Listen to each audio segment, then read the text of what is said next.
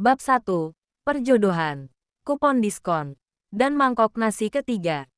Restoran Le Sever, yang terletak di lantai atas gedung pencakar langit, memancarkan aura kemewahan yang menakutkan. Langit-langit tinggi, kristal berkilauan, dan pelayan yang bergerak senyap seperti hantu berpendidikan tinggi. Di sudut meja bundar yang terlalu besar, Ah Mo Yu duduk dengan punggung tegak, tetapi matanya tidak fokus pada menu travel yang mahal. Jari telunjuk kirinya sibuk menghitung sesuatu di balik saku celananya. Mo Yu, turunkan tanganmu, bisik Pacita, sepupu sekaligus sahabat Mo Yu, yang duduk di sampingnya. Tubuhnya yang besar hampir tumpah dari kursi kulit. Kita sedang di tempat fine dining, bukan di warung kaki lima. Aku sedang menghitung. Potongan harga 5% kalau bayar pakai kartu tertentu. Ditambah kupon e-voucher yang kukumpulkan dari minimarket. Total penghematan bisa untuk beli 3 mangkok nasi tambahan. Balas Mo Yu. Matanya berbinar karena angka, bukan karena lampu kristal. Di seberangnya, Linda, si cantik dingin, dan Keket, si ceroboh, saling pandang. Apa yang harus kulakukan agar aku terlihat cool di depan Changwook?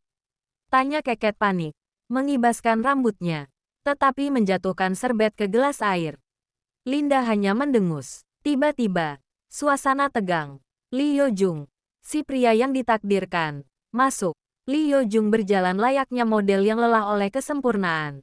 Setelan jas hitam yang dibuat khusus membingkai posturnya yang dingin. Di belakangnya, ada Bogum, sekretarisnya yang sama rapinya, dan Changwook, yang terlihat sedikit lebih santai. Yojung berhenti di depan meja. Ia melihat sekilas barisan tas bermerek di bahu Linda dan Keket. Matanya beralih ke Pacita yang sudah memesan appetizer ganda sebelum duduk. Kemudian pandangannya jatuh pada Ah Mo Yu. Mo Yu, pada saat itu, sedang sibuk menarik sehelai daun selada dari piring Pacita. Selamat malam, Nona Ah Mo Yu. Saya Li Yojung. Sapa Yojung. Suaranya tenang dan formal, seolah sedang melakukan due diligence perusahaan. Mo Yu mendongak, matanya yang tajam sempat menilai Yojung dari ujung rambut sampai sepatu mengkilapnya. Ah, Tuan Li, salam kenangan, jawab Mo Yu cepat, lalu melanjutkan misinya menyelamatkan selada. Saya Mo Yu, terima kasih sudah mau repot-repot datang. Saya sudah memesan, Anda bisa pesan menu termurah saja, biar tidak boncos. Yojung terdiam, wajahnya yang biasanya stoik menunjukkan seulas kebingungan. Bogum di sampingnya berdeham. Mo Yu memesan apa? Tanya Pacita sambil menyikut Mo Yu. Aku pesan paket all you can eat premium. Tapi sebelum pesan, aku pastikan dulu porsi nasi putih mereka tidak dibatasi. Mo Yu berbisik dengan bangga. Yojung mengangkat alisnya. Paket all you can eat di Le Sever. Bukankah ini restoran Prancis eksklusif? Benar, tapi saya menemukan love volley di menu mereka. Ada bagian yang tersembunyi, hanya tersedia jam 6-7 malam, dan khusus untuk pemegang kartu VIP. Saya punya voucher dari hadiah lomba Olimpiade Matematika waktu SMP. Jelas Mo Yu, tersenyum lebar seperti pemenang lotre. Yojung menggeleng pelan, rasa efisiensi di otaknya mendidih. Wanita ini, pewaris tunggal kakek Ah yang legendaris, sibuk berburu love volley menu restoran. Tuan Li, izinkan saya memperkenalkan diri. Bogum maju selangkah. Ia berhadapan langsung dengan Pacita. Pacita, yang sejak tadi terpesona oleh Bogum yang rapi dan tampan, tiba-tiba tersedak udang. Saya Pak Pacita, sepupu Mo Yu. Salam kenangan juga, ucapnya. Mengulurkan tangan. Tetapi karena panik, ia malah menjatuhkan garpu yang kemudian mental dan hampir mengenai wajah Bogum. Bogum dengan refleks gesit berhasil menangkap garpu itu di udara, menjaganya agar tidak menyentuh jasnya. Ekspresi Bogum tetap tenang, seolah menangkap garpu adalah bagian dari deskripsi pekerjaannya sebagai sekretaris. Di sisi lain, Dennis, yang baru datang, melihat Linda. Dennis mengenakan blazer sutra berwarna neon yang menyilaukan. Linda, sayang, aku datang untukmu. Hari ini aku menyewakan band string untuk membawakan lagu kesukaanmu di luar jendela sana. Teriak Dennis. Linda hanya menoleh dengan tatapan mematikan. Dennis, itu lagu pop yang sedang viral. Kau tahu lagu kesukaanku. Sebuah simfoni minimalis dari abad ke-19 yang tidak bisa dimainkan oleh band string yang kau sewa itu. Pergi. Dennis langsung lemas dan Changwook hanya bisa menahan tawa. Keket. Melihat Changwook, memutuskan untuk pamer kepintaran. Changwook, tahukah kamu, mengapa kita harus memakai jas? Tanya Keket, penuh percaya diri. Changwook tersenyum. Karena ini acara formal. Keket. Salah. Karena lupa. Ah, aku lupa alasannya. Seru Keket. Frustrasi membuat Changwook tersenyum geli. Yojung memijat pelipisnya. Ia menyadari bahwa perjodohan ini bukan hanya melibatkan seorang Moyu yang aneh, tetapi juga 3 troublemaker lainnya. Nona Yojung akhirnya berkata. Matanya bertemu dengan Moyu yang kini sedang mengukur jumlah kecap di mangkuk kecil. Kita harus bicara bisnis. Saya ingin tahu, apa kriteria Anda untuk calon suami? Moyu berhenti mengukur. Ia menatap Yojung dengan serius. Seolah ini adalah pertanyaan ujian paling penting. Kriteria, hanya satu. Tuan Li, kata Moyu. Yojung bersiap mendengar tentang visi, misi, atau aset. Pastikan ia tidak pernah menghina makanan yang sudah didiskon dan harus menghormati prinsip bahwa nasi adalah segalanya. Dan yang paling penting, harus bisa diajak makan di warung tenda. Yojung hanya bisa membayangkan laporan keuangannya yang rapi kini ternodai oleh kupon diskon dan minyak goreng warung tenda. Bab 2. Permen karet, lemari pendingin Moyu, dan misi Pacita. Subbab 2.1.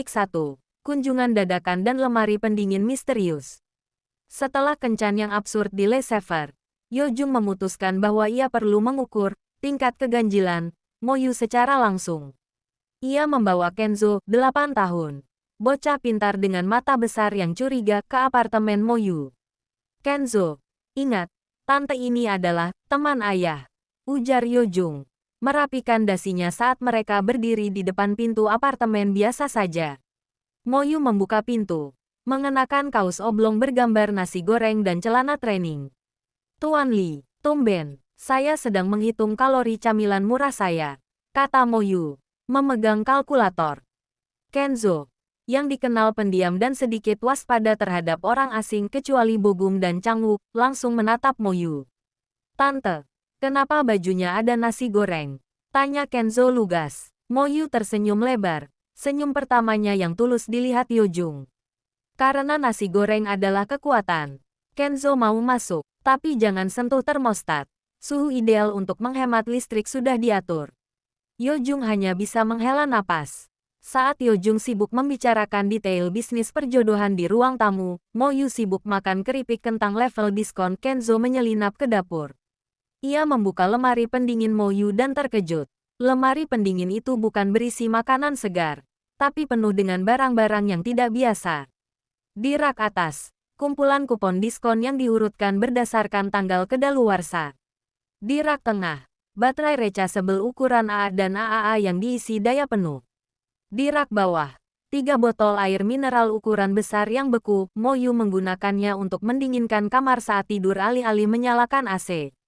Hanya di bagian laci sayuran, ada beberapa sisa makanan take away dan semangkuk nasi yang ditutup rapat. Ayah, tante ini aneh, seru Kenzo, menarik Yojung. Yojung melirik ke dalam. Bahkan dia, si praktis, terkejut. Moyu, kenapa kulkasmu isinya seperti perlengkapan bertahan hidup? Ini namanya efisiensi, Tuan Li, jawab Moyu santai. Menggunakan es sebagai pendingin ruangan adalah teknik minimalis yang hebat. Dan kupon itu adalah investasi masa depan. Kalau ada serangan zombie, saya punya uang dan baterai. Kenzo, alih-alih takut, malah terpesona. Tante punya permen karet.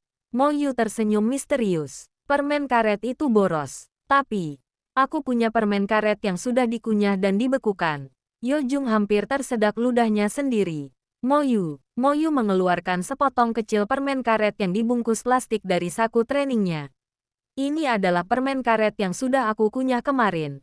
Aku membekukannya semalaman agar kekenyalannya kembali. Aku beri nama Gum Saver. Kenzo mau. Kenzo menatap permen karet bekas itu, lalu menatap wajah Moyu yang tulus. Tiba-tiba, Kenzo tertawa terbahak-bahak, tawa yang jarang didengar Yojung. Ayah, tante lucu, seru Kenzo. Ia merasa ini adalah permainan rahasia. Yojung menyaksikan interaksi aneh itu. Dinginnya Yojung mulai terkikis melihat anaknya yang biasanya kaku kini terhibur oleh filosofi hidup hemat Moyu yang ekstrim. Subbab 2.2. Operasi memikat Bogum gagal. Di sisi lain, Pacita semakin terobsesi pada Bogum yang begitu rapi, efisien, dan tidak terjangkau. Ia memutuskan untuk meminta bantuan Linda dan Keket untuk menjalankan misi memikat Bogum. Mereka bertemu di kafe yang tidak terlalu mahal pilihan Moyu. Aku harus tampil elegan dan efisien seperti Bogum. Dia tidak suka kekacauan, kata Pacita, sambil tanpa sadar menghabiskan muffin keempatnya. Baiklah, kita akan buat dia terkesan dengan skill memasakmu, usul Linda. Wajahnya penuh perhitungan. Tapi dia harus efisien. Linda, aku harus membuatnya kagum dengan kepintaranku, timpal Pacita. Keket tiba-tiba mengangkat tangan. Aku punya ide. Kita buatkan Bogum bekal makan siang. Aku akan membawakan sup. Sup itu menunjukkan perhatian. Ide bagus. Keket, kata Linda, skeptis. Asal kau ingat jalan ke kantor Yojung dan tidak tersesat. Keket mengangguk antusias. Pasti ingat, di dekat patung ayam jantan. Kan? Padahal itu patung kuda. Keesokan harinya, Pacita, didukung moral oleh Linda, datang ke kantor Yojung untuk mengantarkan bekal makan siang untuk Bogum. Di lobi kantor yang steril, Pacita gugup. Ia membawa 3 lapis kotak bekal. Ketika ia menemukan meja Bogum, Bogum sedang memilah dokumen. Wajahnya fokus. Bogum, aku buatkan bekal untukmu. Ini sup ayam, nasi, dan aku buatkan puding matcha. Kata Pacita. Tangannya gemetar. Bogum menatap kotak bekal itu. Terima kasih, Nona Pacita. Tapi saya sudah membawa bekal sesuai jadwal nutrisi yang ditentukan oleh ahli gizi saya. Pacita patah semangat. Oh, begitu. Saat Bogum berbalik untuk menjawab panggilan telepon, Pacita melihat tas jinjingnya terbuka sedikit. Matanya langsung tertuju pada dokumen penting yang hampir terjatuh. Ini dia, kesempatan untuk terlihat efisien, pikir Pacita. Ia segera mengambil dokumen itu. Tetapi karena ia masih memegang kotak bekal sup panas, ia panik. Keket sup disaster. Pacita mencoba menyelipkan dokumen itu kembali ke tas. Tetapi kakinya tersandung kakinya sendiri. BLUK, Pacita tidak jatuh. Tetapi sup ayam yang dibawa Keket terbang dari kotak bekal dan mendarat tepat di atas kepala Bogum. Bogum, yang sedang menjawab telepon tentang investasi saham, kini bermandikan kuah sup panas. Dokumen-dokumen pentingnya juga basah kuyup. Yojung, yang keluar dari ruangannya, melihat pemandangan itu. Yojung menatap Pacita, lalu Bogum yang kini meneteskan sup di setelan mahalnya, dan menghela napas panjang. Maafkan aku, Bogum, supnya Keket terlalu berjiwa bebas. Seru Pacita, panik, mengambil serbet dan bukannya mengelap. Ia malah mengoleskan kuah sup itu lebih merata di rambut Bogum.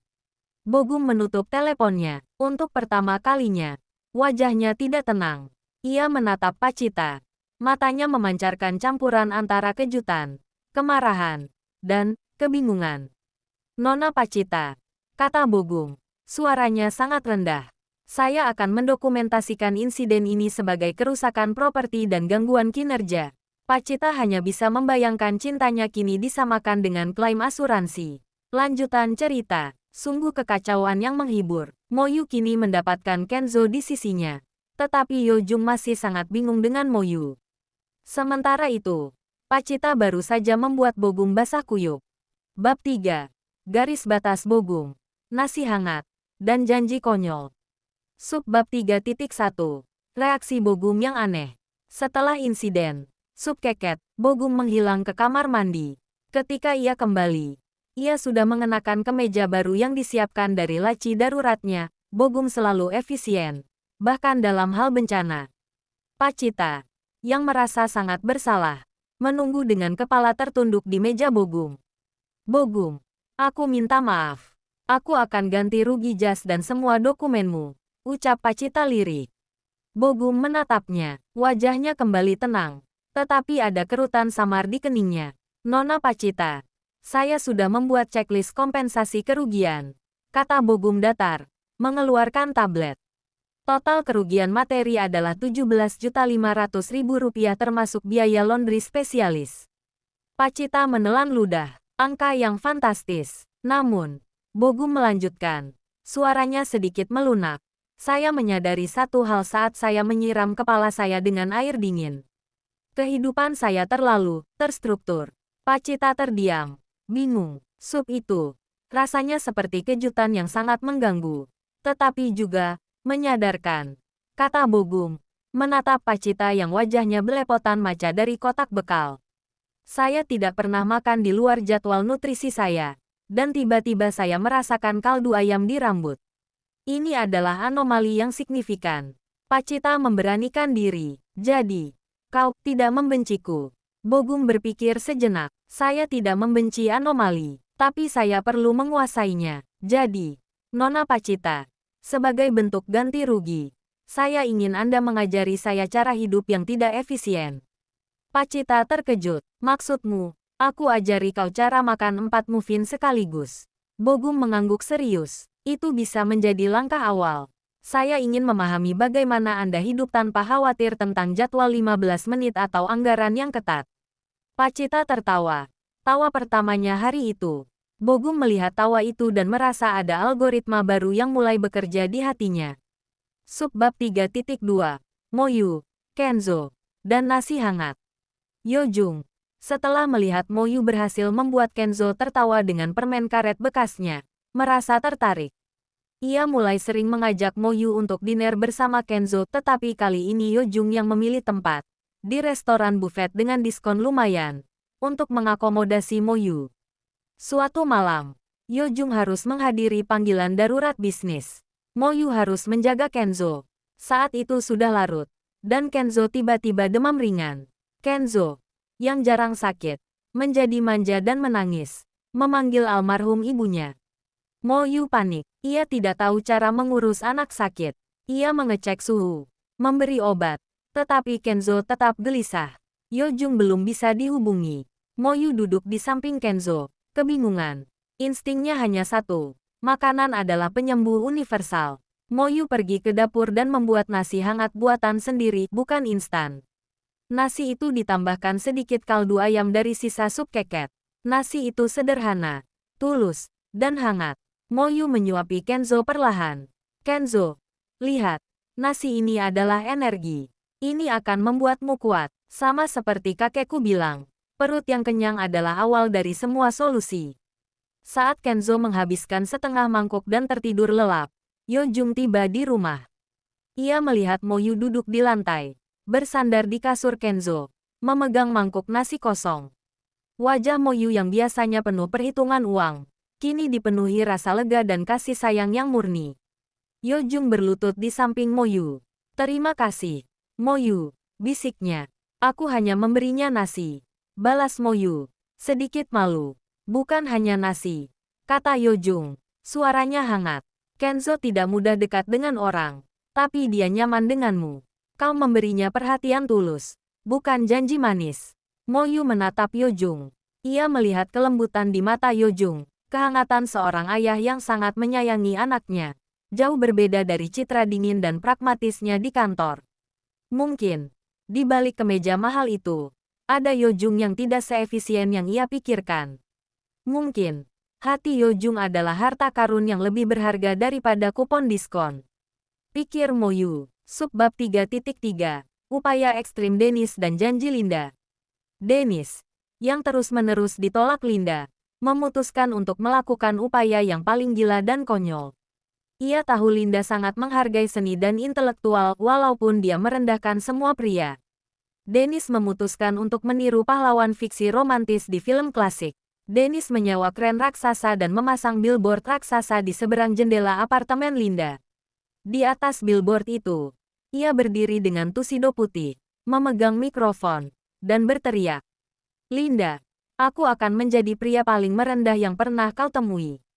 Di bawah billboard, tertulis, "Jika kau mau berkencan denganku, aku bersumpah aku tidak akan pernah membeli barang diskon. Aku akan selalu membeli kopi termahal, dan aku akan selalu kalah debat darimu." Aku akan menjadi bukti bahwa pria memang tidak ada yang layak. Aku janji. Linda membuka jendela apartemennya. Kaget melihat aksi Dennis yang luar biasa memalukan di ketinggian itu. Dennis, kau gila. Turunkan dirimu. Teriak Linda dari lantai 15.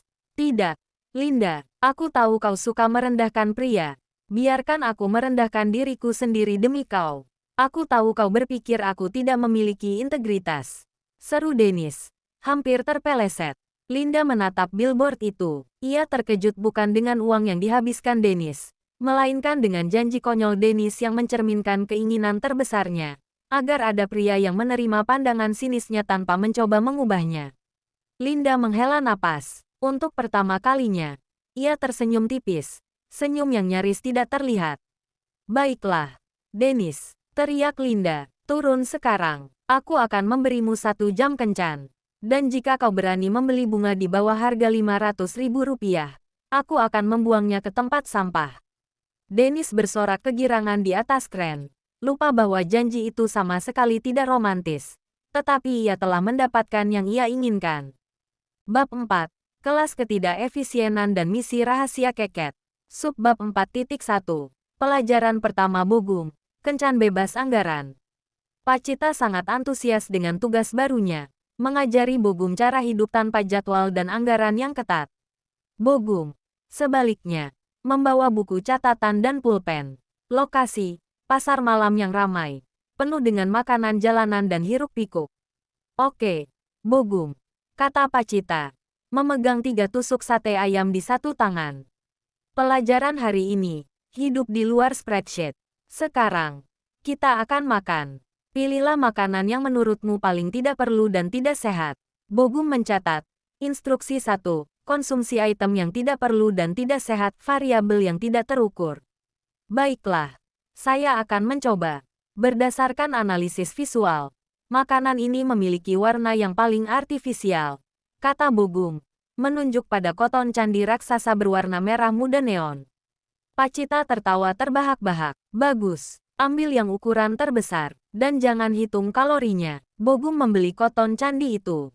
Saat ia mencobanya, wajahnya tetap datar, tetapi matanya sedikit melebar. Rasanya, seperti awan gula yang melanggar semua prinsip nutrisi. Komentarnya. Lalu ia dengan canggung mencatat pengalaman itu. Saat berjalan, Pacita melihat Bogum membawa koton candi dengan postur formal. Bogum, santai sedikit. Anggap saja kau sedang liburan dari dirimu sendiri, kata Pacita.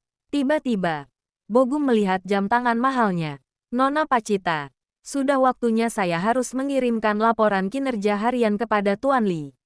Ini akan memakan waktu 15 menit. Pacita merampas pulpen dan buku catatan Bogum.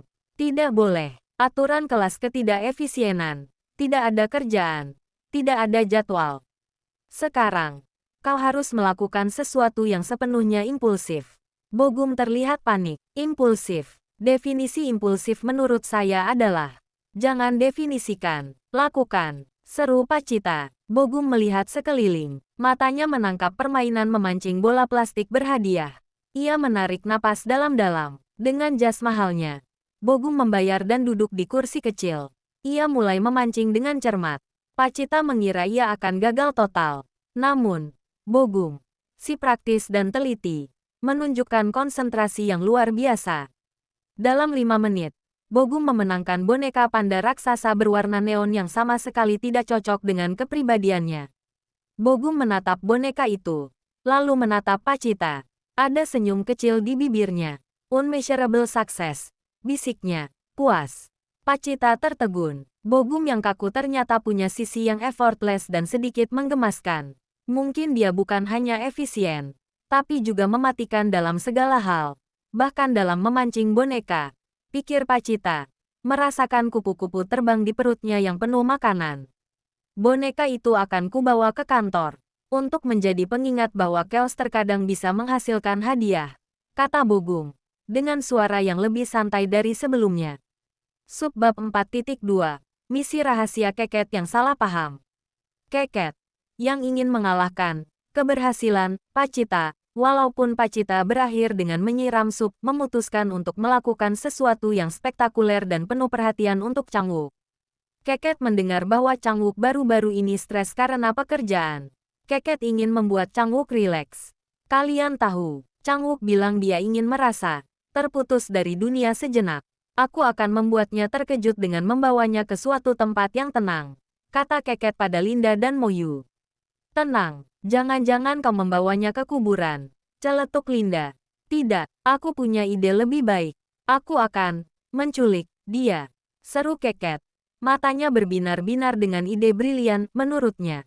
Pagi berikutnya, Changwook, yang baru saja keluar dari apartemen, dikejutkan oleh dua orang pria bertubuh besar yang mengenakan topeng ski dan sarung tangan.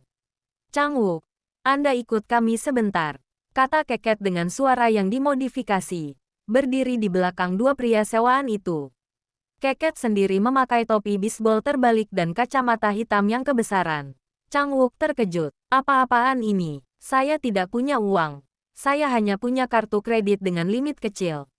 Dua pria itu, yang disewa Keket dari agen keamanan, dan diberi instruksi konyol dengan sigap membekap Changwook dan memasukkannya ke dalam mobil van.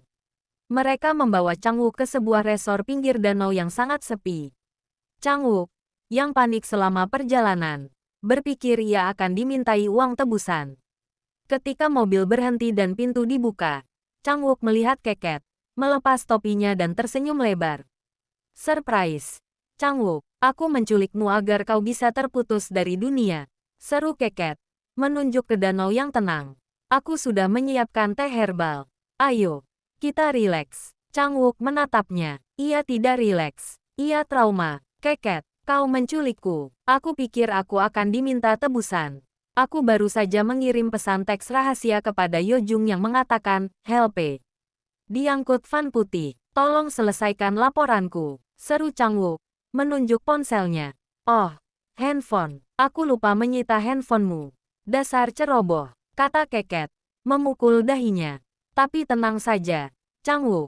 Aku sudah bayar tebusannya. Aku bayar kedua orang ini.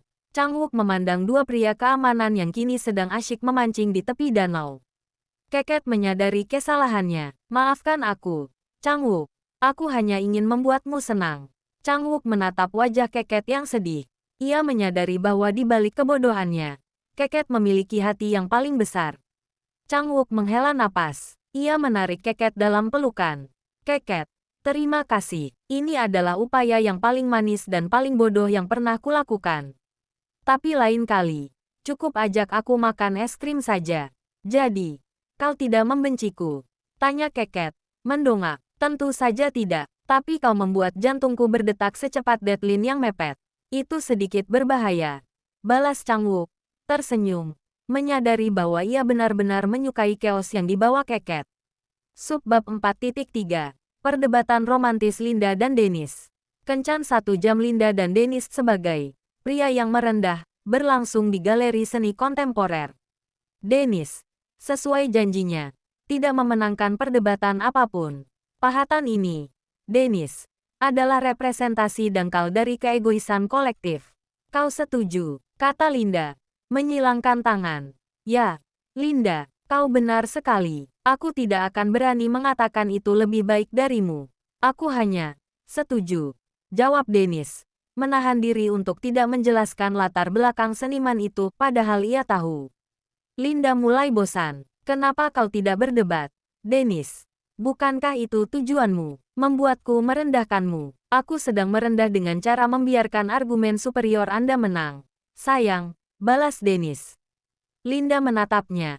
Kesal, aku ingin kau jujur. Aku benci pria yang hanya yes man. Aku suka kejujuran dan kecerdasan, bukan boneka yang patuh. Dennis terdiam. Ia telah melanggar janjinya pada Linda, tetapi ia tidak bisa menahannya. Baiklah, Linda, dengarkan aku, kata Dennis, matanya serius. Pahatan itu tidak dangkal. Itu adalah representasi 3 dimensi dari ironi postmodern yang membahas ketidaksempurnaan bentuk. Dan kau tahu itu, karena kau sangat pintar. Tapi kau sengaja mengatakannya dangkal karena kau ingin aku setuju. Dan itu membuatmu kesal. Linda terkejut. Ia tidak siap dengan serangan balik yang jujur itu. Ia mencoba marah. Tetapi ia hanya bisa tersenyum sedikit. Lagi-lagi senyum kecil yang nyaris tak terlihat. Kau Kau melanggar janjimu, kata Linda. Tetapi tidak dengan marah. Ya, aku tahu. Tapi aku lebih memilih membuatmu kesal karena aku jujur, daripada membuatmu bosan karena aku patuh. Aku mencintaimu, Linda, dan aku tahu kau menyukaiku sedikit, karena kau selalu membuang waktumu untuk membalas pesanku, kata Dennis, matanya berbinar. Linda memutar matanya, tetapi kali ini, ada kehangatan di matanya. 1 jammu sudah habis. Pergi. Tapi, bawakan aku kopi termahal besok. Dan kau boleh berdebat denganku tentang film. Tapi ingat, kau harus kalah di akhir. Dennis tidak hanya memenangkan kencan. Ia memenangkan kesempatan untuk menjadi dirinya sendiri di depan Linda. Bab 5. Krisis bisnis. Taktik penghematan. Dan panda neon. Subbab 5.1. Ancaman tak terduga dan kepanikan Yojung. Tiba-tiba, kedamaian alur cerita bisnis terganggu. Yojung memanggil Bogung, Moyu, dan Changwook untuk rapat darurat di kantornya. Perusahaan kakek Li dan kakek A menghadapi ancaman serius, kata Yojung. Wajahnya kembali tegang dan dingin.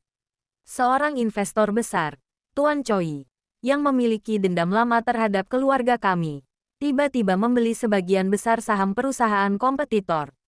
Ia bersiap menjatuhkan harga pasar kami menggunakan taktik dumping yang ilegal.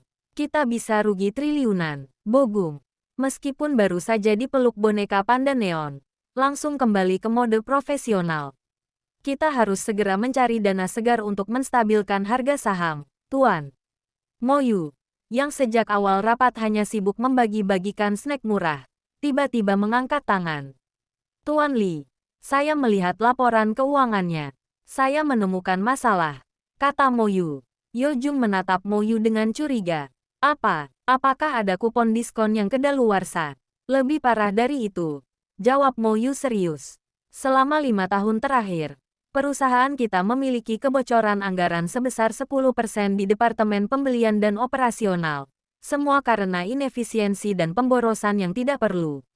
Moyu mengeluarkan tablet dan mulai mempresentasikan temuannya dengan kecepatan seorang hacker. Kita bisa menghemat biaya operasional setara dengan Rp200 miliar per tahun hanya dengan mengganti lampu kantor menjadi LED, membatasi penggunaan AC pada jam-jam tertentu, dan yang paling krusial, mengganti semua air minum kemasan dengan air galon isi ulang. Jelas Moyu.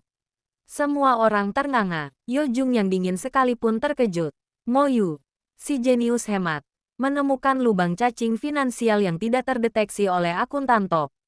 Yojung menatapnya dengan kekaguman yang nyata.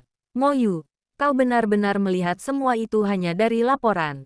Tentu saja, semua kelebihan pengeluaran adalah makanan yang hilang, jawab Moyu, sebagai alasan terkuatnya untuk menjadi teliti. Subbab 5.2. Peran Pacita dan Bogung, misi khusus. Yojung segera menyadari bahwa kepintaran bisnis Moyu yang out of the box sangat diperlukan. Namun, mereka butuh cara untuk memblokir Tuan Choi di pasar. Bogung, kita butuh informasi internal Tuan Choi.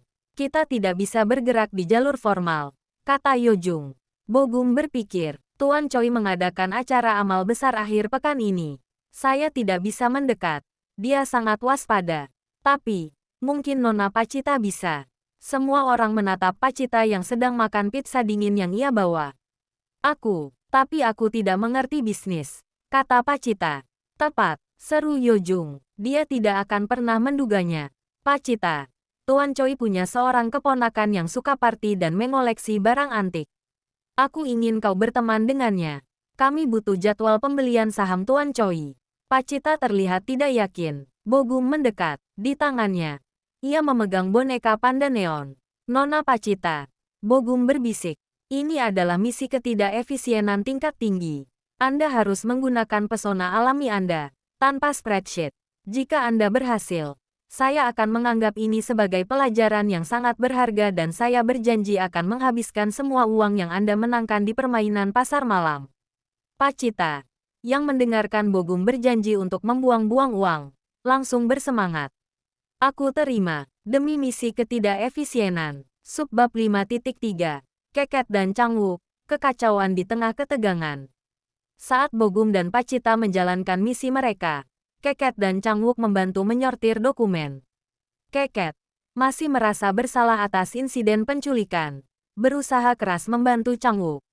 Changwook, aku sudah mengurutkan semua dokumennya. Urutannya, ayam, bebek, cincin, dasi, ember. Seru Keket, bangga. Changwook melihat tumpukan dokumen. Keket telah mengurutkannya berdasarkan benda pertama yang muncul di pikirannya ketika melihat huruf awal dokumen, bukan abjad atau tanggal. Keket, ini dokumen pajak.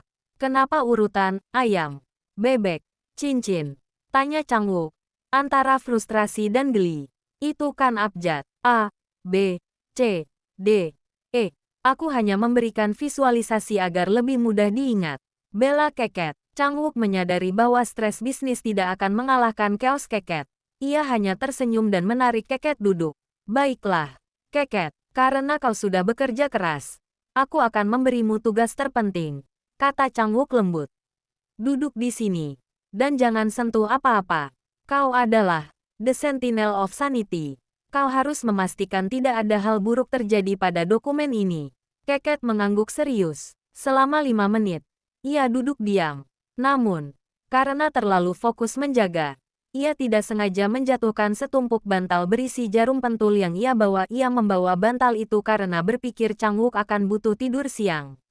Jarum-jarum pentul itu berhamburan, dan salah satunya mendarat tepat di kaki Yojung yang sedang berjalan. Yojung menjerit, melompat, dan menabrak rak printer. Keket menutup wajahnya. Maafkan aku, Yojung. Aku lupa kalau aku membawa benda tajam. Subbab 5.4. Linda dan Dennis, Dealbreaker di tengah kekacauan. Linda, meskipun terlihat acuh, sebenarnya sangat khawatir dengan krisis perusahaan yang menimpa Mo Yu dan Yojung. Ia menyadari bahwa ia ingin mendukung sahabatnya. Dennis muncul di kantor dengan tuxedo baru. Linda, aku tahu kau khawatir. Aku sudah memesan kopi yang harganya 100.000 per cangkir. Aku akan kalah berdebat denganmu tentang apa saja hari ini. Kau tenang saja. Linda menatap Dennis. Ia melihat ada kejujuran dan dukungan di balik kekonyolan tuxedonya. Dennis, aku tidak peduli dengan kopi atau perdebatanmu hari ini, kata Linda. Kali ini suaranya tulus. Perusahaan sahabatku sedang dalam bahaya. Aku butuh bantuanmu, bukan lelucon. Dennis mengangguk, melepaskan tuxedo konyolnya. Aku di sini, Linda. Apapun yang kau mau. Aku butuh kau menggunakan koneksimu di Wall Street untuk mencari tahu kelemahan Tuan Choi, kata Linda. Dennis tersenyum. Aku bisa. Aku mungkin terlihat seperti badut, tapi koneksiku tidak murahan. Tapi ada satu syarat, Linda. Linda menatapnya skeptis. Apa? Jika aku berhasil, kau harus berhenti mengatakan bahwa semua pria itu sama dan tidak layak. Kau harus mengakui bahwa setidaknya ada satu pria yang layak, yaitu aku. Linda berpikir keras, melepaskan ideologi hidupnya demi seorang Dennis. Linda menghela napas. Kalah. Deal, jika kau berhasil, aku akan mengakui bahwa setidaknya satu pria di dunia ini tidak sepenuhnya tidak berguna. Tapi jangan berharap pujian. Dennis memenangkan taruhan terbesar dalam hidupnya. Ia mencium tangan Linda sangat singkat, karena takut Linda akan menamparnya, lalu segera bekerja. Bab 6. Taktik kekacauan, kekaguman Yojung, dan kemenangan para sahabat. Subbab 6.1. Misi rahasia Pacita dan pesona chaos. Pacita menghadiri acara amal Tuan Choi, ditemani oleh Bogum yang bertindak sebagai pengawal pribadi sekaligus mentor ketidakefisienan. Di sudut ruangan, Pacita mendekati keponakan Tuan Choi, Kevin, seorang kolektor jam tangan mahal yang sombong. Hai, aku Pacita, sapanya, sambil tanpa sengaja menyenggol meja hidangan penutup dan menjatuhkan beberapa macaron. Kevin, si arogan, terkejut. Astaga, lihat gaunmu dan sepatumu. Apa kau tersesat? Pacita melihat ini sebagai peluang. Ia tidak marah. Ia justru merangkul kaosnya. Aku tidak tersesat. Tapi aku mencari makanan yang benar-benar enak di tempat yang terlalu fancy ini, kata Pacita jujur. Kalian punya makanan tersembunyi, kan? Bukan kanape kecil menjengkelkan ini. Kevin, yang bosan dengan basa-basi, tiba-tiba tertarik dengan keberanian Pacita. Pacita, dengan auranya yang fudi dan urakan. Benar-benar anomali. Baiklah, ikut aku. Ada area VIP di dapur, bisik Kevin, memimpin Pacita ke belakang. Bogum mengawasi dari jauh, mencatat di benaknya. Efek samping ketidakefisienan, meningkatkan akses ke informasi. Anomali, di dapur. Pacita dengan mudah membuat Kevin terkesan dengan pengetahuannya tentang makanan jalanan terbaik dan cara membedakan sosis murah dan mahal. Kevin yang sombong berubah menjadi foodie yang terkesima. Pacita, sambil makan sosis curian, bertanya santai. Ngomong-ngomong, pamanmu itu. Dia seperti sedang panik. Ya, maksudku, dia mau menghancurkan perusahaan besar. Bukankah itu ribet? Kevin, terbuai oleh sosis dan kepercayaan diri Pacita, mengangguk. Ya, dia harus membeli saham lagi besok pagi-pagi sekali. Dia bilang dia butuh modal besar. Dan dia mau menjual koleksi jam tangan kesayangannya untuk mendanai pembelian saham terakhir besok subuh. Bogum, yang menyelinap masuk, mendengar semuanya. Itu adalah informasi krusial. Tuan Choi terdesak dan akan menjual aset pribadinya untuk serangan terakhir. Pacita menatap Bogum. Matanya berbinar kemenangan. Bogum memberikan senyum tipis.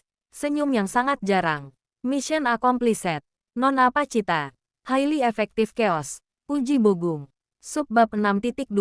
Solusi Moyu dan kekalahan Tuan Choi. Dengan informasi dari Bogum, Yojung tahu Tuan Choi akan bergerak sebelum pasar buka. Yojung, Moyu, dan tim inti bekerja sepanjang malam. Yojung menyusun rencana serangan balik finansial, tetapi ia terhambat modal. Kita tidak punya cukup likuiditas untuk menahan serangan Tuan Choi. Bahkan dengan penghematan Moyu, kata Yojung, frustrasi. Moyu, yang sedang mengunyah nasi dingin ia lupa makan malam mengangkat kepala. Tuan Li, kenapa kita harus bermain dengan aturan Tuan Choi? Tanya Moyu. Dia akan menghabiskan semua hartanya untuk membeli saham perusahaan kita, dan menahannya. Itu pemborosan besar. Yojung bingung. Lalu, kita gunakan taktik reverse dumping hemat energi. Kata Moyu, matanya bersinar. Bogum bilang Tuan Choi akan menjual jam tangannya. Itu artinya dia butuh uang cepat. Dan dia tidak mau menunggu. Moyu menuliskan rumus dan angka di papan tulis. Kita tidak membeli sahamnya. Kita justru menyebarkan isu ke pasar gelap bahwa Tuan Choi sedang kesulitan finansial dan akan menjual sahamnya dalam jumlah besar. Ini akan membuat harga sahamnya anjlok tanpa kita harus mengeluarkan uang untuk membelinya. Moyu kemudian menunjuk Yojung. Dan pada saat Tuan Choi panik dan mencoba membeli kembali untuk menstabilkan harga, kita luncurkan investasi kecil yang diperoleh dari efisiensi yang saya temukan. Yang sudah dikumpulkan Bogum selama ini, jumlahnya tidak besar, tetapi momentumnya yang besar. Kita menggunakan kecerdasan dan timing, bukan modal. Yojung menatap Moyu. Ia melihat bukan hanya seorang wanita yang suka diskon, tetapi seorang jenius strategi. Moyu telah mengubah keahliannya dalam menghemat menjadi taktik perang bisnis yang brilian. Keesokan paginya, pasar bereaksi persis seperti prediksi Moyu. Tuan Choi panik. Sahamnya anjlok karena isu. Dan ia terpaksa menjual koleksi jam tangannya dengan harga rendah. Yojung, hanya dengan investasi minimal, berhasil menstabilkan perusahaannya, sekaligus menunjukkan kelemahan Tuan Choi. Perusahaan terselamatkan berkat nasihat seorang pecinta nasi. Subbab 6.3. Pengakuan Yojung dan fokus Moyu. Setelah kemenangan, Yojung mendatangi Moyu yang sedang merayakan kemenangan di kantornya, dengan menghabiskan semua snack gratis yang disediakan. Moyu, kata Yojung, nadanya lebih lembut dari biasanya. Kau menyelamatkan perusahaan. Kau sangat luar biasa. Aku tahu kau tidak suka hidup dari warisan. Tapi kakek-kakek kita tidak salah menjodohkan kita. Kau adalah aset. Dan aku. Yojung menarik napas. Ia tidak bisa menahannya lagi. Aku sudah jatuh cinta padamu, Moyu. Bukan karena bisnismu. Tapi karena caramu memandang dunia. Dengan kecerdasan, ketulusan, dan pengabdian penuh pada apa yang kau anggap penting. Moyu berhenti mengunyah keripik. Ia menatap Yojung. Terima kasih, Tuan Li. Saya menghargai pujian itu, kata Moyu. Matanya kembali menghitung. Tapi saya harus jujur. Saya belum sampai di sana. Yo Jung terpukul. Belum sampai. Maksudmu, perasaan, bukan perasaan. Tuan Li, maksudku, saya belum sampai pada tahap di mana saya bisa mempertimbangkan perasaan romantis. Jelas Mo Yu lugas. Saat ini, prioritas saya adalah 1. Mencapai target kalori harian dengan pengeluaran minimal. 2. Memantau rating drama yang baru mulai. Dan 3. Mencari tahu apakah kantin kantor bisa menjual sisa makanan mereka dengan harga diskon setelah jam tutup. Asmara itu terlalu boros waktu dan energi. Yo Jung hanya bisa tersenyum masam. Tetapi matanya menunjukkan tekad. Mo Yu mungkin belum tertarik. Tetapi ia melihat tantangan besar di depannya. Ia harus mengalahkan snack diskon dan efisiensi waktu untuk memenangkan hati Mo Yu. Epilog singkat, akhir yang unik. Pacita dan Bogum memenuhi janjinya. Mengajak Pacita ke toko mainan dan membiarkannya memilih apapun. Pacita tidak memilih mainan. Ia memilih untuk membeli 100 bungkus camilan impor termahal dan membagikannya ke anak-anak jalanan. Bogum menyadari bahwa Pacita bukan pemboros, melainkan murah hati. Ia mencium Pacita di tengah kerumunan anak-anak. Romansa Pacita dan Bogum dimulai dengan chaos dan diakhiri dengan kehangatan. Linda dan Dennis berhasil. Tuan Choi berhasil dikalahkan. Dan Linda menepati janjinya. Kau menang. Dennis, kau tidak sepenuhnya tidak berguna, kata Linda datar. Dennis tersenyum. Terima kasih, Linda. Itu pujian paling romantis yang pernah kudengar. Linda kemudian menarik dasi Dennis. Sekarang, karena kau cerdas, kau harus tahu apa yang kuinginkan. Jangan berdebat. Dan jangan merendahkan dirimu. Dennis mengerti. Dan kisah cinta mereka dibangun di atas perdebatan yang jujur dan rasa hormat yang tersembunyi. Keket dan Changwook membelikan Keket buku catatan baru dengan sampul tebal. Dan memasang tali pengaman di pinggang Keket setiap kali ia memasuki dapur kantor.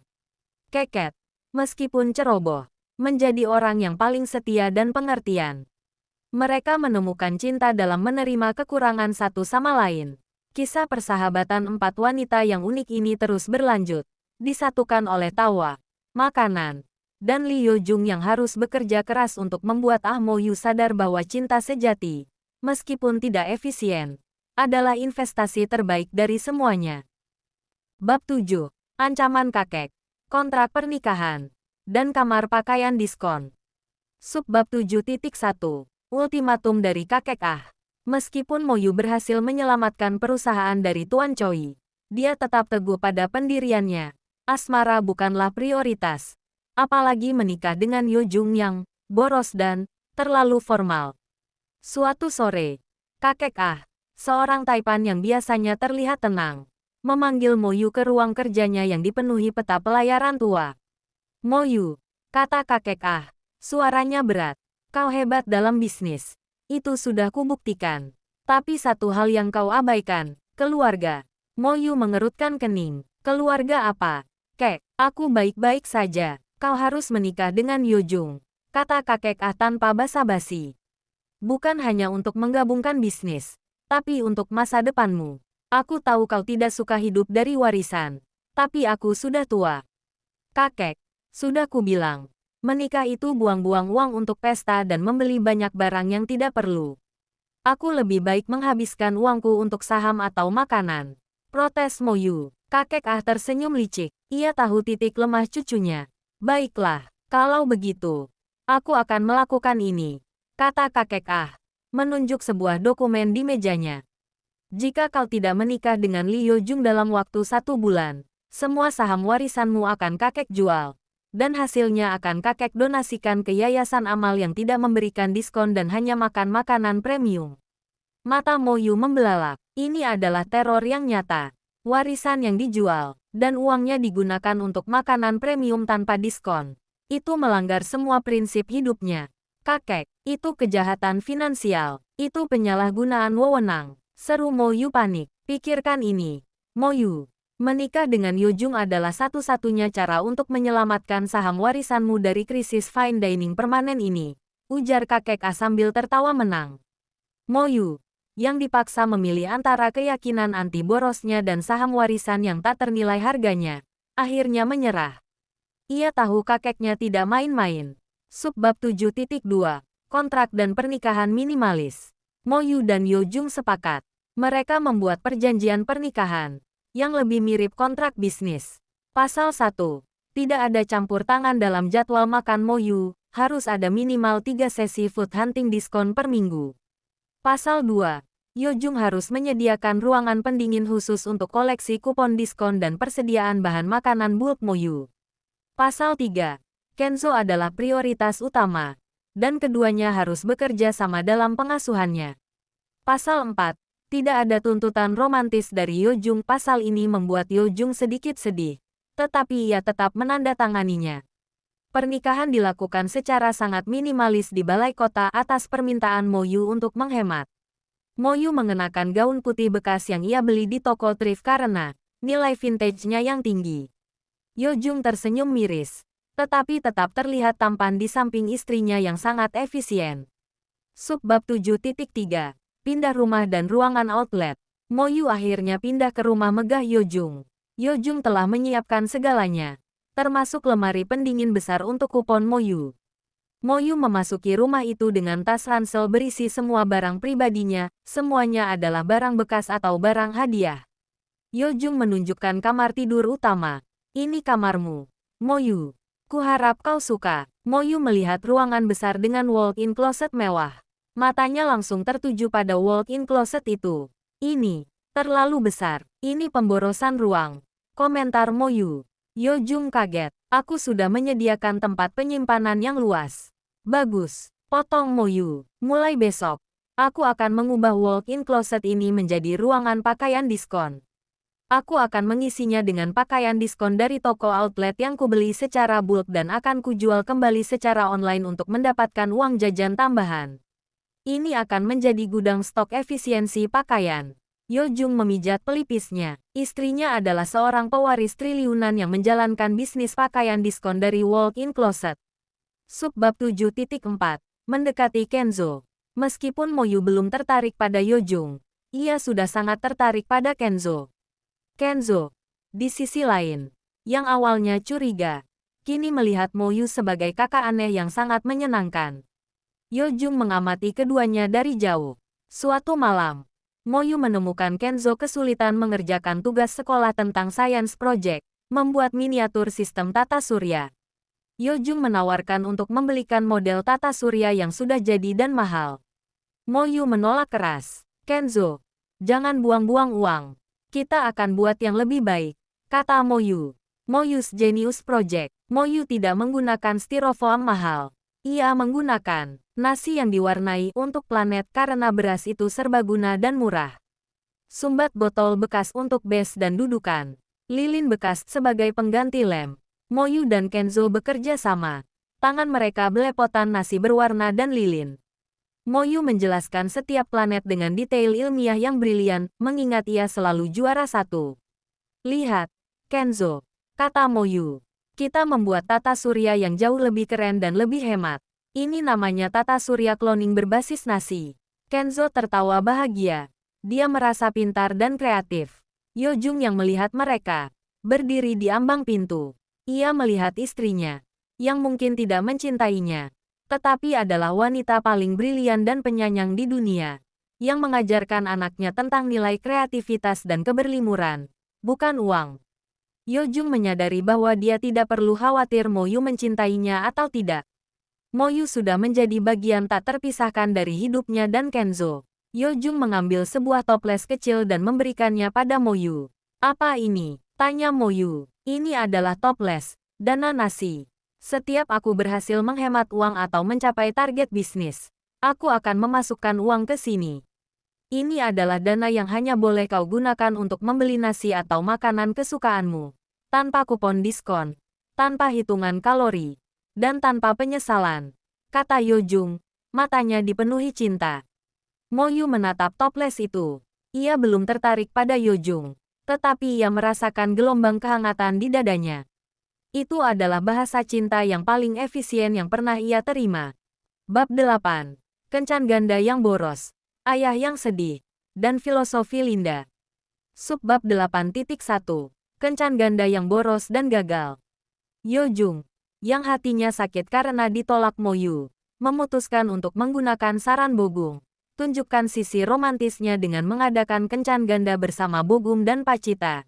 Dengan harapan Mo Yu akan terpengaruh oleh romansa Pacita dan Bogum. Yo Jung memilih restoran yang sangat romantis dan mahal kali ini, sengaja tanpa diskon. Bogum dan Pacita datang dengan vibe yang jauh lebih santai. Pacita memenangkan boneka claw machine besar untuk Bogum, si panda neon kini punya teman. Mo Yu, ini adalah malam untuk menikmati hidup tanpa memikirkan biaya, kata Yo Jung, tersenyum paksa. Mo Yu, yang tampak tertekan, memegang menu dan kalkulator kecil. Tuan Li, saya sudah menghitung. Harga appetizer ini bisa digunakan untuk membeli 20 porsi nasi ayam di warung langgananku. Mo Yu, please, bisik Yo Jung. Saat Bogum dan Pacita berbagi makanan dan tertawa, Mo Yu sibuk memberi ceramah kepada pelayan. Permisi, apakah Anda tahu berapa sisa makanan yang dibuang setiap malam? Dan apakah saya bisa membelinya dengan harga setengah dari harga menu? Tanya Mo Yu, mencatat dengan serius. Yo Jung, yang melihat Bogum mencium tangan Pacita di bawah meja, merasa semakin gagal. Mo Yu, lihat mereka. Bukankah itu romantis? Tanya Yo Jung, mencoba memberi petunjuk. Romantis. Mo Yu menatap pasangan itu. Aku melihat ketidakefisienan finansial yang bahagia. Mereka tidak memikirkan masa depan. Mereka membuang waktu. Lihat, Bogum baru saja menumpahkan saus. Itu pemborosan. Pacita tertawa. Yo Jung, santai saja. Mo Yu, ini adalah pelajaran bagiku. Bogum sedang belajar untuk menikmati kerugian kecil. Benar, sayang. Bogum mengangguk, melihat saus yang tumpah sebagai biaya tak terduga yang dapat ditoleransi demi kebahagiaan. Yo Jung menyadari bahwa kencan ganda itu tidak efektif. Mo Yu tidak terpengaruh oleh romansa orang lain. Dia hanya melihat data dan efisiensi. Yo Jung merasa sedih. Subbab 8.2. Kekecewaan Yo Jung dan Kenzo. Setelah kencan ganda yang gagal, Yo Jung menarik diri. Ia mulai bekerja lebih keras, menghabiskan waktu di kantor, menghindari rumah karena hati yang sakit. Suatu malam, Kenzo menemukan ayahnya duduk sendirian di teras, memandang keluar jendela, terlihat sangat sedih.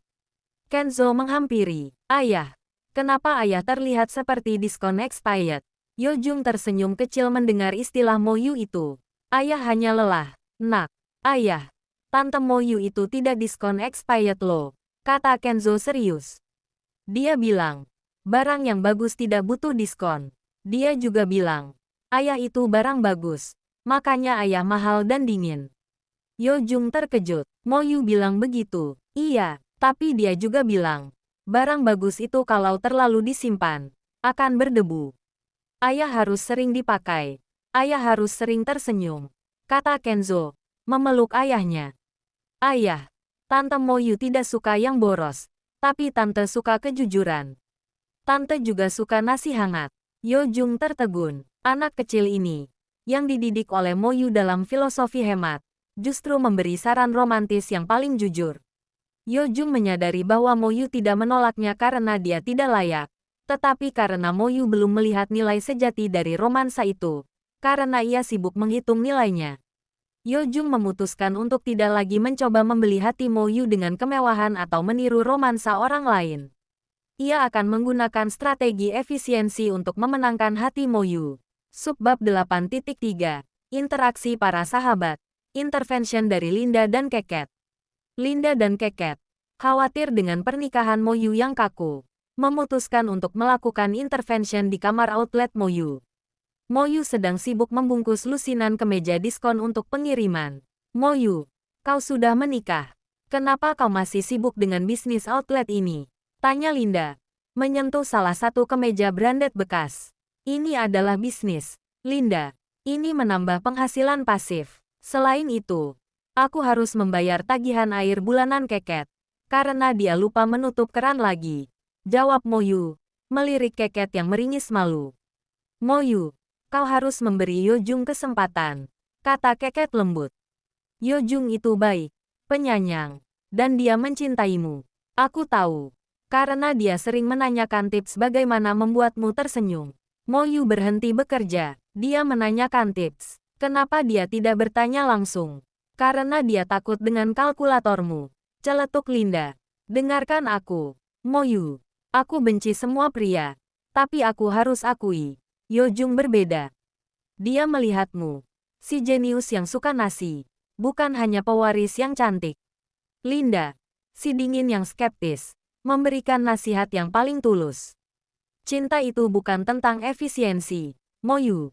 Itu adalah pengeluaran emosional yang tidak dapat dikembalikan. Kata Linda. Kau tidak akan pernah mendapatkan diskon untuk perasaanmu. Biarkan dirimu boros sedikit. Mo Yu. Boroslah dengan hatimu. Mo Yu menatap Linda. Nasihat dari seorang misantrope sejati tentang cinta. Itu adalah momen langka. Mo Yu mulai berpikir. Mungkin Linda benar. Dia selalu menghitung setiap kerugian dan keuntungan. Tetapi dia tidak pernah menghitung kerugian karena menutup hatinya. Subbab 8.4. Yo Jung's Efficient Love Strategy. Yo Jung, terinspirasi oleh Kenzo, memutuskan untuk melakukan satu upaya terakhir. Yang paling jujur dan paling, Mo Yu. Yo Jung tahu Mo Yu sangat khawatir dengan sisa makanan. Ia menyiapkan sebuah kotak besar dan menyambut Mo Yu di depan pintu. Mo Yu, aku tahu kau tidak suka pemborosan, kata Yo Jung. Mulai sekarang, aku akan memastikan tidak ada yang terbuang. Yo Jung kemudian membuka kotak itu. Isinya adalah daftar spreadsheet yang sangat detail tentang semua sisa makanan yang dibuang kantornya selama seminggu terakhir, lengkap dengan rekomendasi untuk mendonasikannya. Sebuah e-voucher yang dibuat oleh Yo Jung sendiri. Berbunyi, gratis pelukan, maksimal 30 detik. Dapat diakumulasi, berlaku sampai kapanpun. Sebuah mangkok berisi nasi hangat yang baru dimasak. Aku tahu aku boros dalam cinta. Tapi aku janji akan lebih efisien dalam hidupku.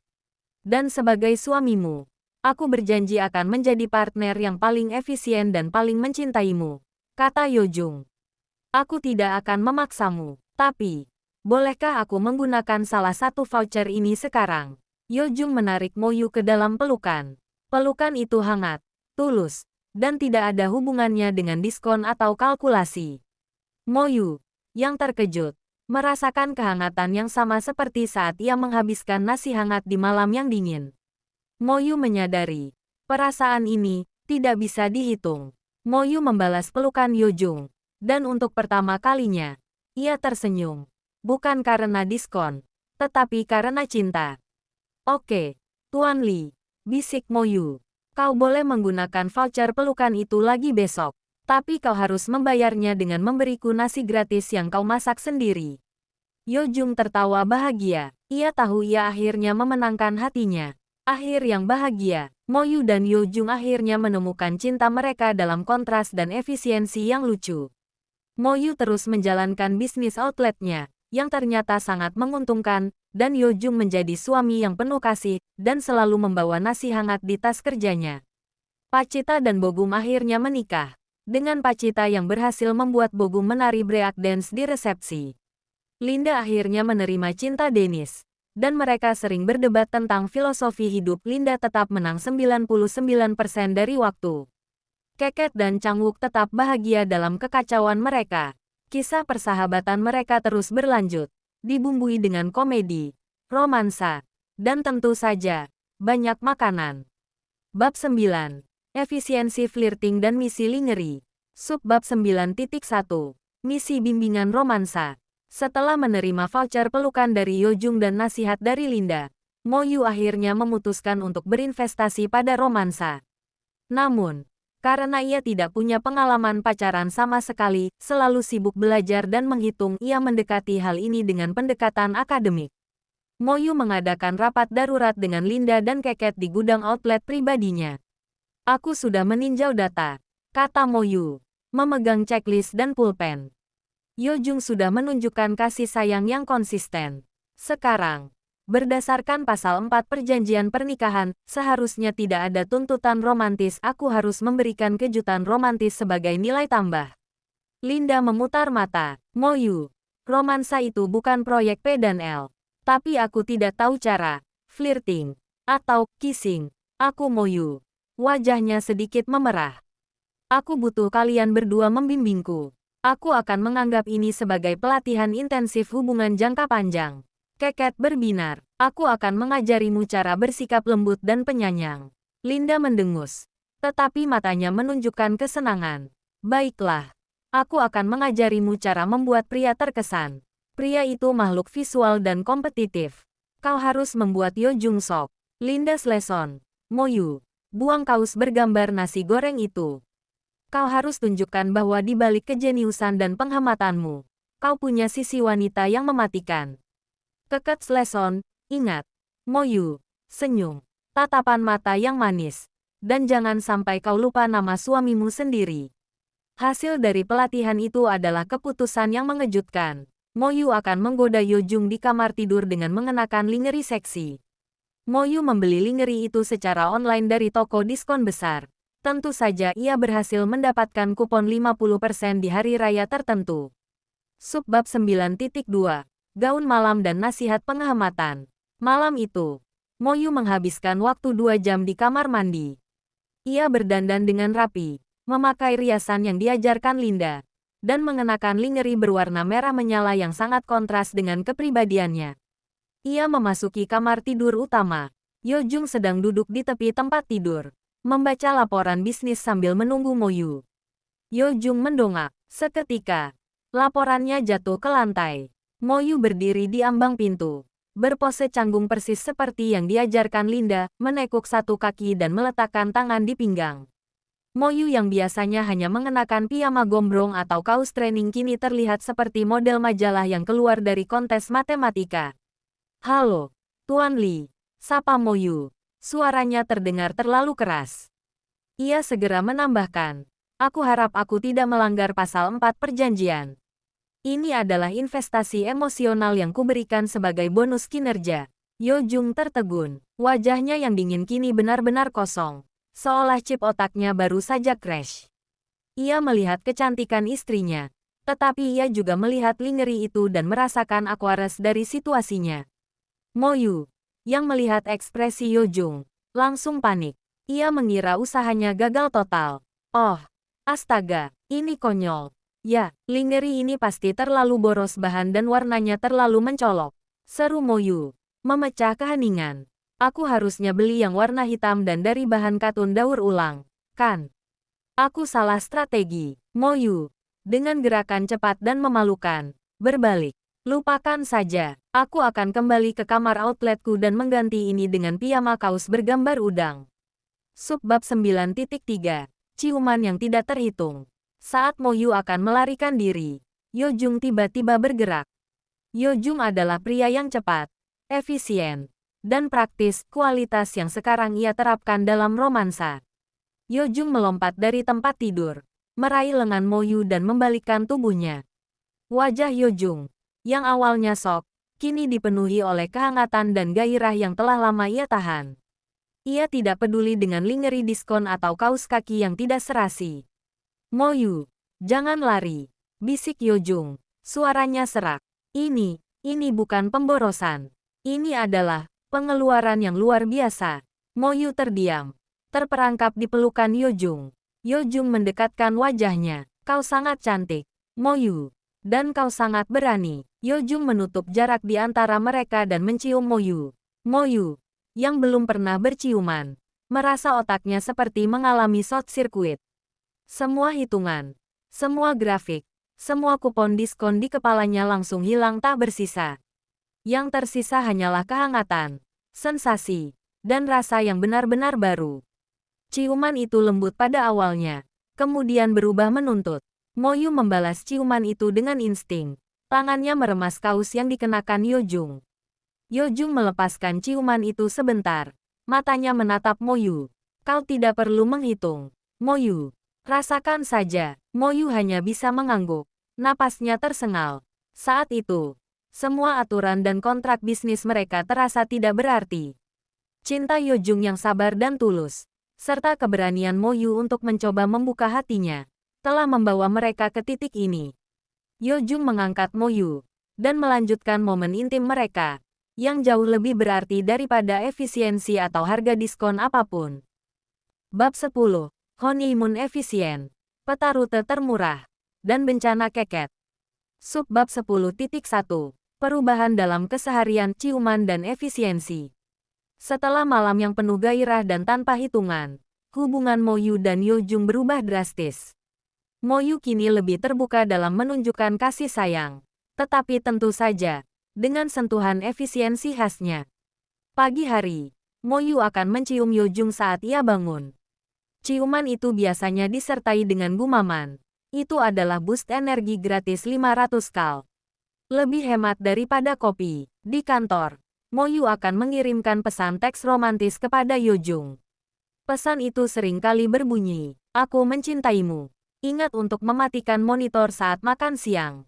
Penghematan daya 0,05% adalah penghematan emosional yang baik. Yo Jung terbiasa dengan ini. Ia kini menerima bahwa ekspresi cinta Mo Yu adalah melalui data, efisiensi, dan makanan.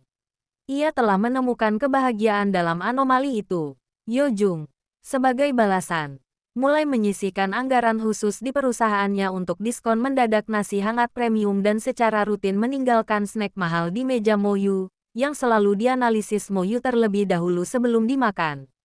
Kenzo adalah yang paling bahagia. Ia senang melihat ayahnya lebih sering tersenyum. Dan ia kini punya Tante Mo Yu yang bersedia membuatkannya roket mainan dari botol air bekas yang didaur ulang. Subbab 10.2.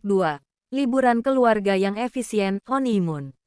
Yo Jung memutuskan untuk membawa Mo Yu dan Kenzo berlibur singkat sebagai honeymoon yang sangat terlambat ke pantai terpencil. Yo Jung ingin memesan villa mewah. Mo Yu menolak keras. "Kita harus menghemat, Tuan Li. Kita bisa menyewa mobil tua yang boros bensin," kata Mo Yu. "Aku sudah menemukan rute termurah ke sana, yang melibatkan 80% jalan tol gratis yang baru dibuka dan melewati 3 pasar sayur yang menjual makanan ringan dengan harga bulk." Yo Jung menyerah dan mengizinkan Mo Yu memimpin. Mo Yu menyusun peta rute termurah yang sangat rumit, lengkap dengan jadwal perhentian di toilet umum gratis yang terjamin kebersihannya. Perjalanan, Yo Jung dan Kenzo terkejut. Mo Yu mengemudi dengan sangat hati-hati untuk menghemat bensin. Saat makan siang, Mo Yu membuka bekal, nasi dan lauk yang dimasak dari sisa bahan makanan yang ia selamatkan dari lemari pendingin. "Lihat, ini sehat, lezat, dan menghemat biaya 500.000 rupiah," kata Mo Yu, bangga. Yo Jung tersenyum. "Kau selalu benar, sayang. Kau selalu efisien." Namun, saat di pantai, terjadi momen kehangatan yang tak terhitung. Mo Yu, yang biasanya kaku, bersedia bermain air dan membangun istana pasir bersama Kenzo. Kenzo tertawa bahagia. Mo Yu, melihat Yo Jung dan Kenzo yang tersenyum padanya, menyadari bahwa kebahagiaan ini adalah pengeluaran emosional yang sangat berharga. Malam itu, saat mereka melihat bintang di tepi pantai, Mo Yu memeluk Yo Jung. "Aku mencintaimu, Yo Jung," bisik Mo Yu. "Cinta ini adalah investasi jangka panjang terbaik yang pernah aku buat. Return of investment-nya luar biasa." Yo Jung membalas pelukannya, tahu bahwa itu adalah pengakuan paling romantis yang bisa ia dapatkan dari istrinya. Subbab 10.3. Bencana Keket terakhir. Beberapa bulan kemudian, saat hubungan semua pasangan sudah stabil, Keket merencanakan kejutan untuk merayakan pernikahan Mo Yu dan Yo Jung yang anti-mainstream. Keket ingin membuat pesta kejutan di rumah Mo Yu dan Yo Jung, dengan tema Back to Nature. Keket menghubungi Pacita, Linda, Bogum, dan Changwook. "Aku ingin dekorasi yang indah. Aku akan membeli semua balon," seru Keket. "Keket, beli balonnya pakai diskon." "Ya," pesan Mo Yu, sebagai kebiasaan. Keket's Epic Finale. Keket, yang ingin menuruti Mo Yu, pergi ke toko peralatan pesta. Ia menemukan kupon diskon besar untuk balon gas helium yang katanya baru. Keket membeli bulk besar. Keket dan Changwook mendekorasi halaman belakang rumah Yo Jung. Keket mengisi semua balon itu. Masalahnya, balon yang Keket beli adalah balon eksperimen kimia yang dulunya digunakan untuk demonstrasi sains dan ternyata mengandung gas yang sangat mudah terbakar jika bercampur dengan oksigen dan sumber panas kecil. Toko itu menjualnya dengan diskon besar karena risiko kecil, yang mereka tulis dalam cetakan sangat kecil di kupon. Pesta dimulai. Semua sahabat datang. Moyu sedang memanggang sosis diskon di sudut. Tiba-tiba, Kenzo yang sedang meniup lilin di kue yang dibawa Keket mendekati area balon. Yojung melihat nyala api lilin berdekatan dengan balon Keket. Yojung berteriak, "Jangan sentuh balon itu." Tapi terlambat, lilin Kenzo menyentuh salah satu balon. Boom, bukan ledakan besar, tetapi rentetan suara letupan balon kimia berbau asam yang membuat semua orang kaget dan meninggalkan bekas abu-abu di seluruh halaman belakang, kue, dan sebagian wajah Yojung. Semua orang terdiam. Keket menutup matanya. "Maafkan aku tidak tahu balon diskon bisa seberbahaya itu." Moyu menatap halaman yang berantakan, dan wajah Yojung yang kini punya motif abu-abu. Ia mulai tertawa terbahak-bahak, tawa yang lepas dan penuh kasih. "Moyu, ini bencana," kata Yojung. Wajahnya penuh abu. Moyu memeluknya, tertawa. "Tidak, Yojung, ini adalah kehidupan. Ini tidak efisien, boros, kekacauan, dan bau. Tapi ini adalah hidup kita. Dan aku mencintaimu dan kekacauan ini." Subbab 10.4. Epilog. 5 pasangan. 1 kekacauan abadi. Yojung dan Moyu. Yojung memutuskan untuk tidak lagi memaksa Moyu hidup boros. Moyu tetap jenius dalam efisiensi, tetapi ia kini menginvestasikan sebagian besar keuntungannya untuk membuat kejutan kecil nan manis untuk Yojung dan Kenzo. Pacita dan Bogung. Mereka menikah. Dan Bogung kini sering memakai kaos santai dan menikmati makanan fast food, tetapi ia tetap mencatat kalorinya. Pacita berhasil mengubah Bogung. Tetapi Bogung juga mengajarkan Pacita tentang tanggung jawab. Linda dan Dennis. Mereka menikah. Linda masih meremehkan hampir semua pria, kecuali Dennis. Dennis tetap bucin dan setia. Tetapi ia kini menjadi konsultan bisnis yang sukses dan tetap kalah berdebat dengan Linda. Keket dan Changwook. Mereka akhirnya menikah. Dengan Keket yang menyebabkan 3 insiden kecil di pesta pernikahan mereka. Changwook tetap menjadi penolongnya yang sabar. Mereka semua adalah sahabat sejati, yang menemukan bahwa cinta tidak selalu tentang kesempurnaan atau efisiensi, tetapi tentang menerima kekonyolan dan kekacauan satu sama lain. Epilog. Efisiensi reproduksi dan sang pewaris nasi. 5 tahun berlalu, kehidupan Ah Moyu dan Lee Yojung berjalan seimbang antara manajemen konglomerat besar dan bisnis outlet Moyu yang terus berkembang pesat. Yojung menjadi suami yang penuh kasih, dan Kenzo, yang kini sudah remaja awal, menjadi kakak yang penyayang. Setelah bertahun-tahun menjalani kehidupan pernikahan, Moyu dan Yojung memutuskan untuk memperluas keluarga mereka. Keputusan ini, tentu saja, diambil setelah Moyu melakukan analisis biaya manfaat yang detail tentang memiliki anak. Moyu's pregnancy. Kehamilan Moyu adalah anomali yang luar biasa. Moyu menolak semua makanan premium yang disarankan dokter gizi. "Dokter, alpukat itu mahal dan tidak mengenyangkan. Saya akan menggantinya dengan nasi, telur rebus, dan sayuran diskon dari pasar subuh. Nutrisinya sama. Efisiensi biayanya 75% lebih baik," ujar Moyu serius. Yojung hanya bisa menggelengkan kepala. Ia memantau semua kehamilan Moyu dengan cemas, memastikan istrinya tidak menggunakan kupon kedaluarsa untuk membeli suplemen. Saat Moyu harus menjalani tes USG, dia selalu membawa catatan. "Dokter, apakah Anda tahu berapa biaya listrik yang dihabiskan mesin USG ini? Tolong pastikan pemindaian selesai dalam waktu maksimal 60 detik untuk efisiensi energi," pinta Moyu, membuat para dokter tersenyum geli. Kelahiran Lee Jae-jeon, si pecinta nasi. 9 bulan kemudian, Moyu melahirkan seorang bayi laki-laki yang sehat. Mereka memberinya nama Lee Jae-jeon. Saat pertama kali menggendong putranya, Moyu menatapnya dengan rasa sayang yang mendalam. Tetapi komentarnya tetap unik. "Yojung," bisik Moyu. Air matanya menetes bahagia. Dia sempurna, berat badannya ideal, dan dia terlihat sangat sehat. Ini adalah return terbaik dari investasi biologis dan emosional yang pernah ada. Yojung mencium kening Moyu. "Dia adalah investasi yang tak ternilai, sayang." Kunjungan para sahabat. Para sahabat segera menjenguk Linda yang kini sedang mengandung anak keduanya dengan Dennis membawa hadiah. Sebuah kereta dorong bayi yang paling mahal, tanpa diskon, dan memberikannya kepada Moyu sambil berkata, nikmati pemborosan kecil ini. Hanya sekali seumur hidup, Moyu terharu. Tetapi diam-diam ia menjualnya secara online dan membeli 3 kereta dorong bekas yang masih bagus. Pacita dan Bogum membawa makanan dalam jumlah besar. Bogum, yang kini lebih santai, mengajari Jaejon kecil cara menggenggam finger food dengan rapi. Keket dan Changwook datang. Dan Keket, karena terlalu gembira, secara tidak sengaja menjatuhkan pot bunga ke kaki Yojung. Semua orang tertawa. Tanda bahwa kekacauan dalam hidup mereka tidak pernah hilang. Nasi dan janji ayah. Suatu malam, Yojung melihat Moyu menyuapi Jaejon yang baru berusia 6 bulan dengan makanan padat pertamanya. Moyu, dengan mata penuh kebanggaan, memberikan makanan padat yang ia buat sendiri. Makanan itu adalah bubur nasi murni. Jaejon, bisik Moyu kepada putranya. Ingat baik-baik, nasi adalah segalanya. Nasi adalah efisiensi, kekuatan, dan cinta. Jangan pernah boros dengan nasi. Yojung berdiri di ambang pintu. Ia melihat istrinya, sang pewaris jenius yang kini mengajar anaknya tentang filosofi nasi. Yojung mendekati Moyu, memeluknya dari belakang, dan berbisik di telinganya.